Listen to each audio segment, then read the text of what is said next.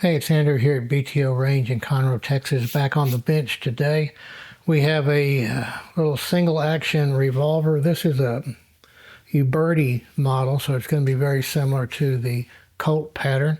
This in particular is a Uberti Bisley model. So there are some changes on the back end of this gun, different hammer, different trigger, different backstrap and trigger guard than the traditional single action Army models, but the inside of the frame and all that is the same. We're going to take it apart and go over some of the things to look for when you're evaluating one of these guns. And so the very first thing we're going to do is clear the revolver. So just like any other traditional single action Colt pattern gun, we open the loading gate, go to half cock, make sure that all, in this case, 6 chambers are empty. So we can actually now remove the cylinder.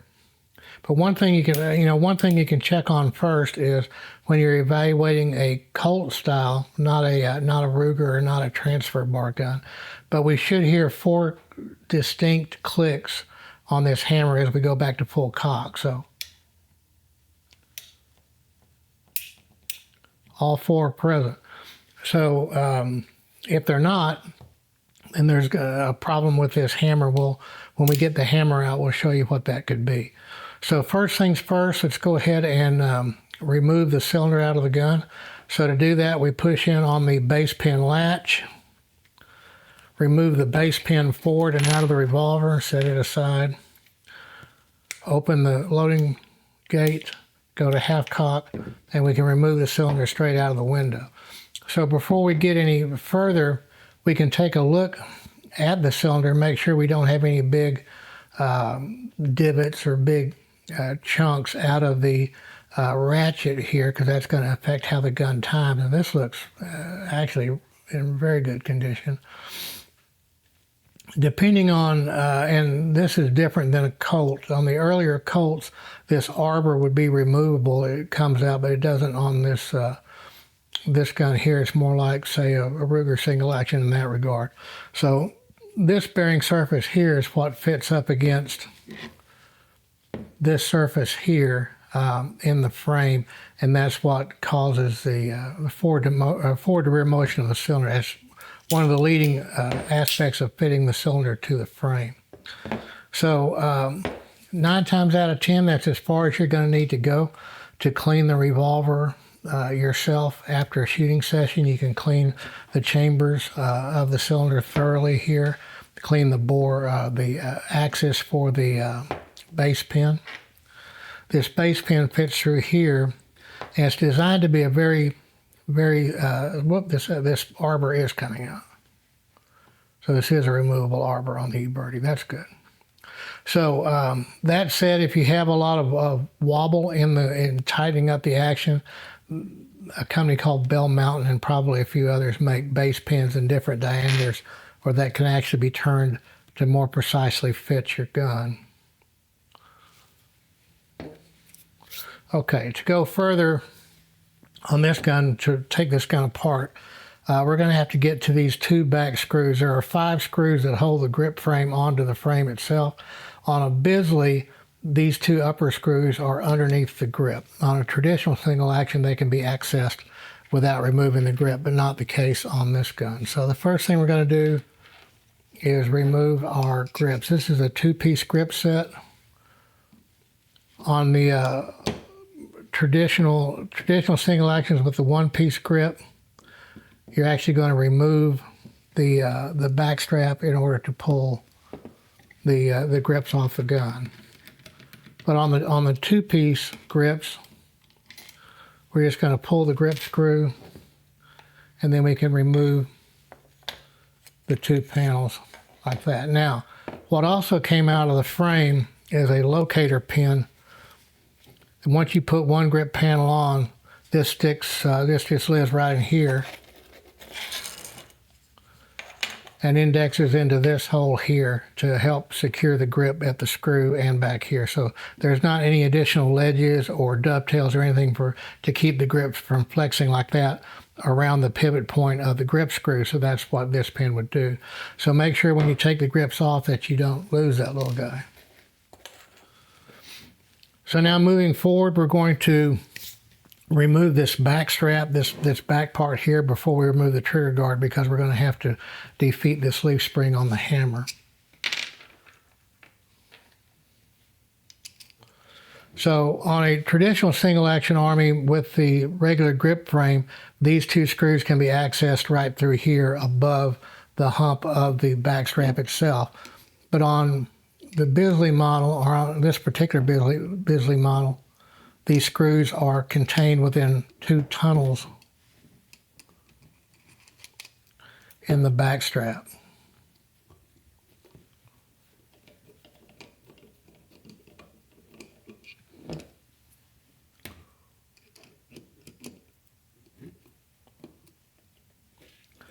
And then there's one screw right here at the bottom that holds the back strap to the grip frame itself.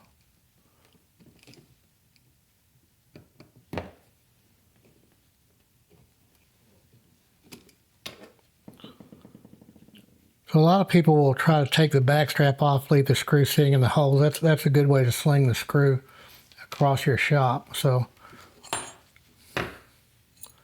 I tend to pull them out and set them with the part. That way you know which screws went to which. A lot of those screws are interchangeable, but I like to keep them with their individual parts. So now we have the back strap off. We see the hammer spring. This is different than a traditional single action Army hammer spring specific to this Bisley model. So it's held in place here. So we need to remove this screw to pull this hammer spring off.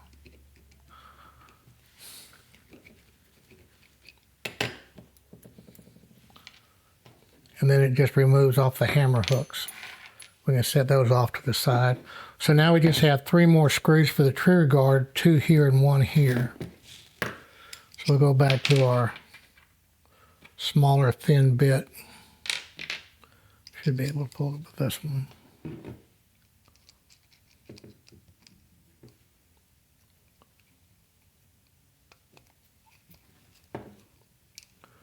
Now the Ruger single action with the transfer bar system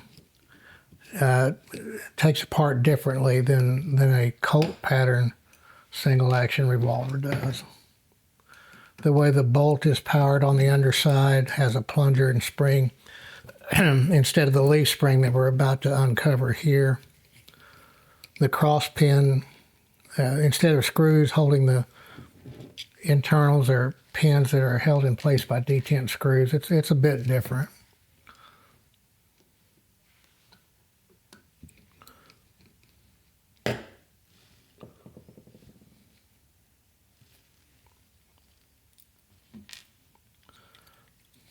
So now we can remove the trigger guard and set it apart there. So if at this point forward, even though the parts are different, the hammer and trigger are different than a traditional single action Army, the removal process is going to be the same.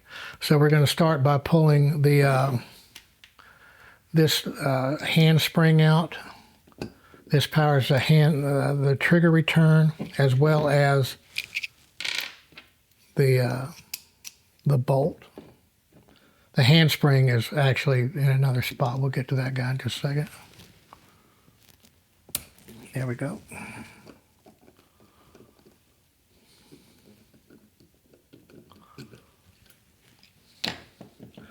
So this is one of the more commonly encountered broken parts on a Colt pattern or Uberti pattern single action Army, is this little spring right here. And the good news is it is a common part. All the Ubertis, Colt single action Armies, any of those type of guns typically are going to use the same part. So they're available from Uberti. They can be retrofitted into a Colt. I believe Gun Parts Corp or Numerich even makes a wire spring version of that. So there's a bunch of different ways to deal with that. So this is one of those parts that you can expect to see broken, particularly in older guns. So now we can start removing the component parts here. We're going to pull this trigger screw.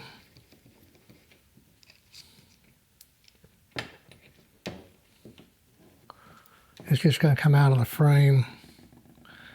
Now you're going to notice, if you can see where the threads are, on this screw, they're very close to the head of the screw. So now when we pull the screw that's holding the bolt, the screws are the same length and the same diameter. And here's the bolt. So I try to keep these screws together. And this is another part in a single action army that you see routinely malformed. These two little ears right here can be bent, they can be broken, they can have issues. And the first generation, second generation Colt bolt, third generation Colt bolt are different. The third is different than the first and second. The Uberti parts sometimes can be made to work, so there is a little cross functionality there between all that. So now we can pull the hammer. See if I can get it with it. Yeah, there it comes.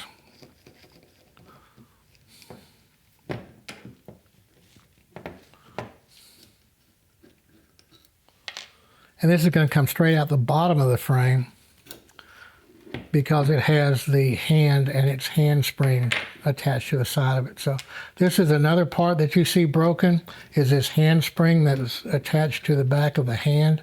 It's literally just dovetailed into here. This spring can be replaced by itself.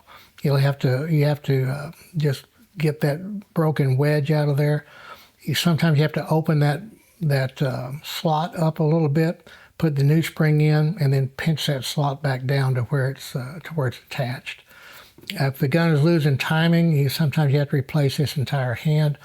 There are two bearing surfaces here at the top and one here, so that may be a job best left to someone more familiar with the single action army pattern guns.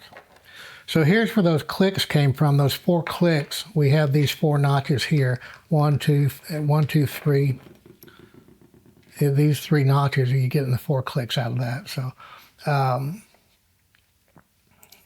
a lot of times we see guns that have been damaged from user fanning the gun or doing something else to the gun like that breaks out these notches. On a Uberti, it's not that huge a deal because you can get the hammers and you can be good to go with that. But on, say, a first generation or second generation Colt, if you can find a hammer that has the correct knurling on the back of it, and that you're going to pay a few $100s for that hammer alone to match up to the gun. Now, it is possible, and we've done it successfully in the past, to remake those notches. We have to cut out the bad area, then weld it up again, and then actually we hand cut the notches with a Swiss file. Now, as you can imagine, and that obviously retains the original hammer to that first gen Colt or second gen Colt. As you can imagine, that's a very expensive process. It's actually a few $100s to make that happen. This hammer stirrup is pinned in place. So you don't really need to remove that. This hammer nose, or the firing pin on this gun, is removable. It's designed to be loose like that, so it kind of funnels its way into the channel of the frame. So that's pinned in. That cross pin can be removed, and this guy can be replaced if it breaks. So it is possible to take a traditional single action army and convert it to Bisley format. You'd be replacing the hammer, the trigger, the 2 back straps, and the grips, basically. So if you wanted to do that. Otherwise, this is the same grip frame, same barrel as you would find on a single action army. So one other thing that we would want to take off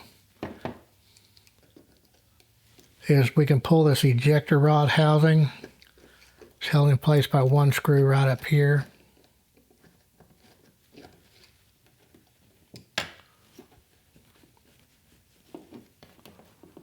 That may not have it out far enough.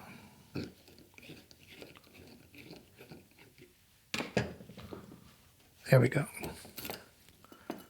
So that entire assembly comes off. Now this is where this hole is going in here. Now some models, some guns have a stud there and a corresponding recess in the bottom of this ejector rod housing that fits over that stud. This one doesn't. But they all have this flange at the back. Let's pull this out of there.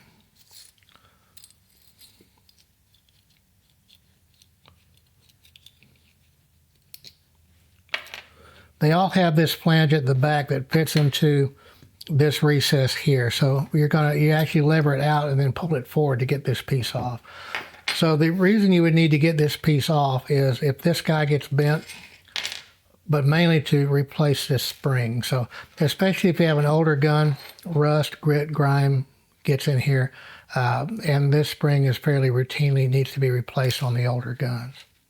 Or if you're having a problem with extracting the pieces, the fired cases out of the cylinder.